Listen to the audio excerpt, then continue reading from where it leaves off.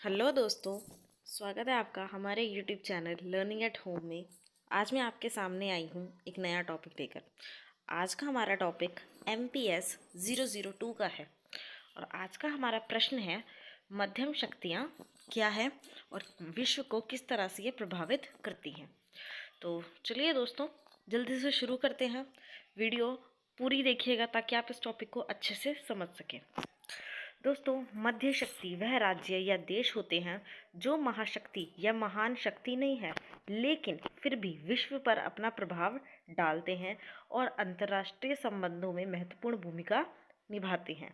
इन देशों में अक्सर कुछ क्षमताएं होती हैं, जैसे कि मजबूत अर्थव्यवस्थाएं, उन्नत प्रौद्योगिकियां और कूटनीतिक प्रभाव, जो कि उन्हें वैश्विक मामलों में आवाज़ उठाने की अनुमति देती हैं। तो दोस्तों, जब हम मध्यम शक्ति, मिडिल पावर्स की या इमर्जिंग पावर्स की बात करते हैं, तो हम उन देशों की बात कर रहे हैं जो विश्व में महाशक्ति तो नहीं है, महान शक्तियाँ तो नहीं है, लेकिन फिर भी अपने आप में कुछ पावर रखती हैं, कुछ शक्ति, कुछ ताकत रखती हैं और विश्व में वो अपना कुछ हद तक प्रभाव डाल सकती हैं। जैसे और इन देशों की क्षमताएं क्या होती हैं, जैसे कि इनकी अर्थव्यवस्था मजबूत होती है, इनके पास अच्छी टेक्नोलॉजी होती है, कूटनीतिक प्रभाव होता है इनका और देशों के ऊपर। ठीक है, इसका मैं आपको एग्जांपल दूं तो इसका सबसे बड़ा एग्जांपल हमारा देश खुद भारत ही है। हमारा भारत अमेरिका की तरह आज महाशक्ति तो नहीं है, लेकिन भारत जो है वो आज विश्व में अपनी एक जगह रखता है। उसका अंतर्राष्ट्रीय इवेंट्स हो गए, घटनाएं हो गई, अंतर्राष्ट्रीय देशों के बीच के संबंध हो गए, उसमें वो एक महत्वपूर्ण भूमिका निभाता है। तो भारत एक मध्य शक्ति का एक बहुत अच्छा एग्जाम्पल है, जो कि ना ही अंडर डेवलप्ड है ना ही फुली डेवलप्ड है, वो कंट्रीज इसमें आती हैं। मध्यम शक्तियों को आमतौर पर बड़ी शक्तियों के बीच में पुल बनाने वाले के रूप में देखा जाता है, यानी बड़ी शक्तियों के बीच में। अब जैसे मैं बात करूं, एक तरफ अमेरिका है, एक तरफ रशिया। पहले सोवियत संघ था, लेकिन आज सोवियत की जगह रशिया है। तो इन दो बड़ी शक्तियों के बीच में यदि कोई पुल बनाने वाला देश हो तो वो क्या है? मध्यम शक्ति है। और ये देश क्या करते हैं? ये संघर्षों में मध्यस्थता कराते हैं, ठीक है, अग्रीमेंट कराते हैं, अंतर्राष्ट्रीय मुद्दों पर सहयोग को बढ़ावा देने के लिए अपने कूटनीतिक कौशल का उपयोग करते हैं। ये नीचे हम फोटो देख सकते हैं, ये है 2008 के G20 वाशिंगटन शिखर सम्मेलन की। यहाँ पर G20 देशों के नेता हैं। G20 जो है ये एक ऐसी ऑर्गेनाइजेशन है जिसके ज़्यादातर सदस्य मध्य शक्तियाँ हैं और कुछ है महान शक्तियाँ।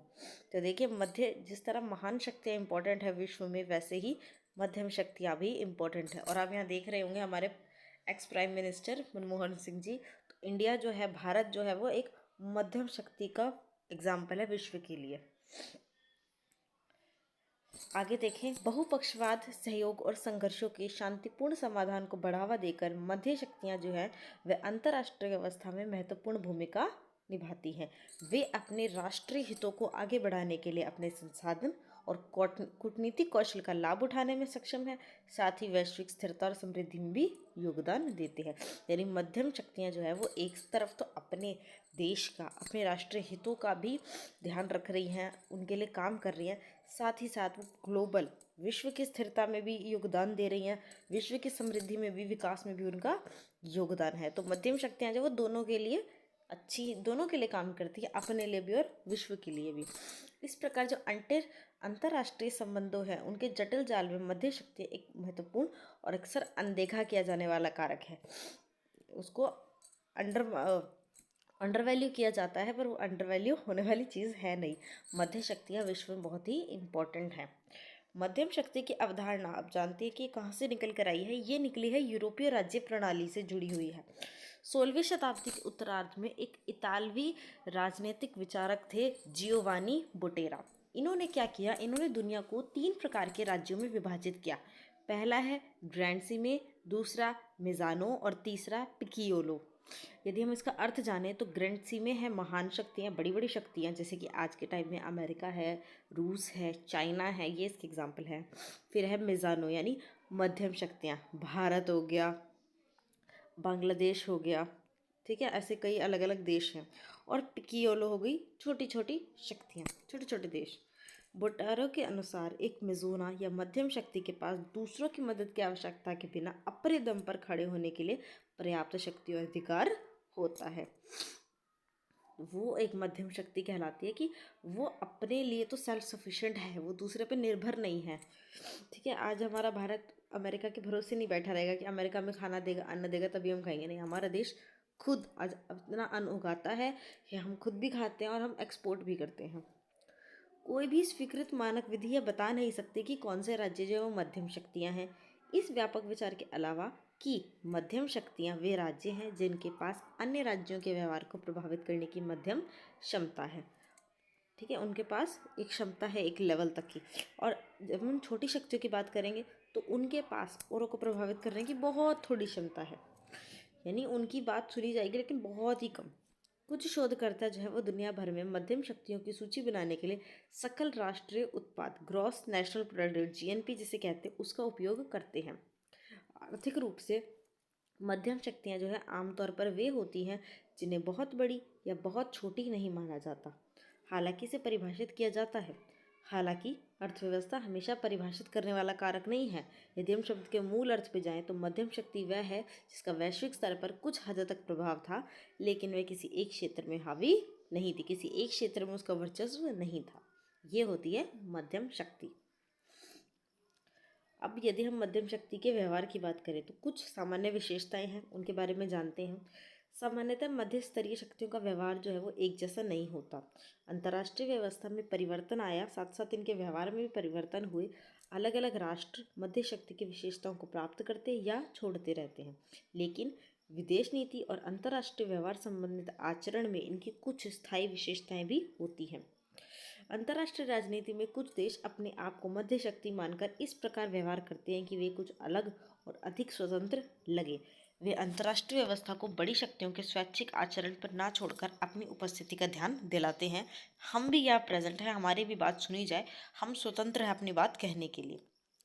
मध्य शक्तियाँ जो है ये बहुपक्षात्मक सिद्धांतवादी सिद्धांत में विश्वास करती हैं और एक सहयोग आधारित विश्व व्यवस्था को मान्यता देती हैं। वे बहुपक्षीय संसाधनों के माध्यम से या एक छोटे समूह के रूप में कार्य करने के लिए विशेष मुद्दों के आधार पर लोचशीलता के रूप में विश्वास करते हैं। इस प्रकार मध्य शक्तियों की विशेष कार्यशैली में शक्ति का जो आधार है वो स्वेच्छा से आम सहमति या दूसरे के साथ समझौता करने में है, ताकि बड़ी शक्तियों की जो स्वेच्छाचारता है और एक पक्षीय प्रवृत्ति है उस पर रोक लगाई जा सके। मैं आपको समझाती हूँ कि मध्य शक्तियाँ जो बहुपक्ष में मानती है, यानी अलग अलग पक्ष होने चाहिए। एक पक्ष क्या होता है, सिर्फ एक व्यक्ति अपनी बात कहेगा, उसकी बात मानी जाएगी। जबकि बहुपक्ष अलग अलग पक्ष होंगे, सब अपना पक्ष रखेंगे और उन सब उनमें तय होगा मत से कि किसकी बात क्या बात मानी जाएगी। ठीक है, बहुपक्षीय संसाधन के रूप में काम करने को मध्य शक्तियाँ बढ़ावा देती है कि हम सब जो है मिल के काम करें। ठीक है, किसी भी विशेष मुद्दे पर हम सबकी राय रखी जाए, आम सहमति बने या फिर हम समझौते करें आपस में। और ये इसलिए भी करने ज़रूरी है ताकि जो बड़ी शक्तियाँ, बड़े बड़े महाशक्ति राष्ट्र हैं, उनकी एक पक्षीय प्रवृत्ति पे रोक लगाई जा सके, वो एक तरफी फैसले ना ले, इसलिए भी ये करना ज़रूरी है। फिर हम बात करें तो अंतर्राष्ट्रीय राजनीति में मध्य शक्तियों की कुछ निश्चित विषय में कार्यात्मक शक्ति होती है। विस्तृत संसाधन और कौशल के बल पर जो मध्य शक्ति वाले देश हैं वो अंतर्राष्ट्रीय व्यवस्था को प्रभावित करके अधिक लाभ कमाते हैं, लेकिन संसाधन और कौशल जो है वो सभी मध्य शक्ति देशों के पास एक समान नहीं है।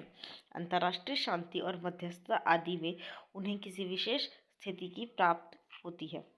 इस प्रकार जो है मध्य शक्तियाँ अंतर्राष्ट्रीय राजनीति में विशेष भूमिका का संपादन करती हैं। अंतर्राष्ट्रीय व्यवस्था में उनकी विशेष पहचान और साख है।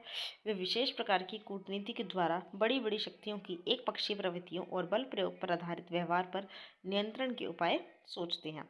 वे अपने सहयोगियों के हितों को अपने हित में बलिदान नहीं करते हैं और अंतर्राष्ट्रीय राजनीति में विधि के शासन, वार्ता और आम सहमति के निर्माण में विशेष भूमिका का संपादन करते हैं। अब देखते हैं हम कुछ उभरती शक्तियाँ, मध्य शक्तियों के एग्जाम्पल हम देखते हैं कौन कौन से ऐसे राष्ट्र हैं जो आज के समय में विश्व में मध्य शक्तियों के रूप में उभर रहे हैं। पहला है कनाडा। मध्य शक्ति के देशों में कनाडा जो है वो बहुत महत्वपूर्ण स्थान रखता है। इसे उदार अंतर्राष्ट्रीयतावाद का समर्थक भी माना जाता है। अंतर्राष्ट्रीय शांति व्यवस्था में मध्यस्थता और शांत राजन्य इसकी विशेषता है। ठीक है, यानी ये शांति व्यवस्था बनाए रखता है। इसने अपने कौशल का सफलतापूर्वक प्रयोग करते हुए कर्मचारियों के विरुद्ध बिछाई गई भूमिगत सुरंग का निषेध किया और अंतर्राष्ट्रीय फौजदारी न्यायालय की स्थापना की है। अब अगला एग्जाम्पल है ऑस्ट्रेलिया। मध्यम आकार की सैनिक क्षमता और अर्थव्यवस्था वाला मध्य स्तरीय देश ऑस्ट्रेलिया भी उदार अंतर्राष्ट्रीयतावाद का समर्थक है। इसने बहुपक्षीय उपागम का निर्माण करके उसे व्यवहारिक रूप प्रदान किया है। राजनीतिक सुरक्षा और आर्थिक सहयोग के लिए ऑस्ट्रेलिया ने न केवल एशिया प्रशांत आर्थिक सहयोग संगठन की स्थापना की, बल्कि उसमें आम सहमति बनाने के लिए अपना सकारात्मक योगदान भी दिया है। भेदभाव से रहित कृषि व्यापार के लिए अंतर्राष्ट्रीय राजनीति में ऑस्ट्रेलिया प्रयासरत है। अब हम देखते हैं लैटिन अमेरिका देशों के एग्जाम्पल। और लैटिन अमेरिका के देशों में ब्राज़ील एक ऐसी उभरती हुई मध्य स्तरीय शक्ति है जो क्षेत्रीय शक्ति के रूप में अपनी आर्थिक विकास प्रक्रिया को गति प्रदान कर रहा है। वह दक्षिण के साझे बाजार और पड़ोसी देशों के साथ आर्थिक सहयोग बढ़ाने का प्रयास कर रहा है। यह आम सहमति पर आधारित राजनीतिक स्थिति अपनाकर अंतर्राष्ट्रीय व्यवस्था में हित आधारित तटस्थतावाद की नीति का समर्थक है।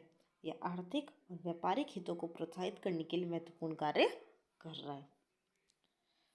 और अगला एग्जाम्पल है हमारे पास चीन। चीन भी एक मध्य स्तरीय शक्ति है, लेकिन ना तो ये इसके लिए तैयार है और ना ही किसी ने इसे मध्य शक्ति का दर्जा दिया है।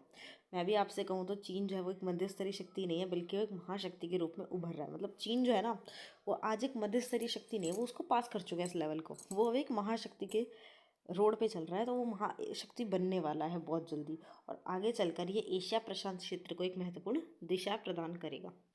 अब हम सवाल इसमें आता है कि क्या भारत एक मध्यम शक्ति है? तो हाँ जी, भारत एक मध्यम शक्ति है। भारत ऑस्ट्रेलिया, जापान, ब्राज़ील और दक्षिण कोरिया जैसे देशों में से एक है जिन्हें अंतर्राष्ट्रीय संबंधों में महत्वपूर्ण मध्यम शक्ति माना जाता है। भारत एक वैश्विक शक्ति के रूप में उभरने में महत्वपूर्ण भूमिका निभा सकता है। भारत को दुनिया की उभरती हुई महाशक्तियों में से एक भी माना जाता है। भारत की तेज़ी से बढ़ती अर्थव्यवस्था और जनसांख्यिकी लाभ को देखते हुए भारत में वैश्विक शक्ति बनने की क्षमता है। हालांकि यदि भारत को महाशक्ति बनना है तो उसके लिए उन्हें कई चुनौतियों का सामना करना होगा, जैसे कि पाकिस्तान के साथ प्रतिद्वंद्विता है, चीन के साथ असहज प्रतिस्पर्धा है, और घरेलू आर्थिक विकास और रोजगार सृजन की मांग इसमें शामिल है। महाशक्ति वह देश होता है जिसके पास बेजोड़ राजनीतिक, आर्थिक और सैन्य शक्ति होती है। 20वीं सदी के ज़्यादातर समय में सोवियत संघ और संयुक्त राज्य अमेरिका दो प्रतिस्पर्धी महाशक्तियाँ थीं। आगे चल के सोवियत संघ का विघटन हो गया और अकेला अमेरिका विश्व की महाशक्ति रह गया। तो ये थी आज की वीडियो। अच्छी लगी हो तो लाइक कीजिए, दोस्तों के साथ शेयर कीजिए।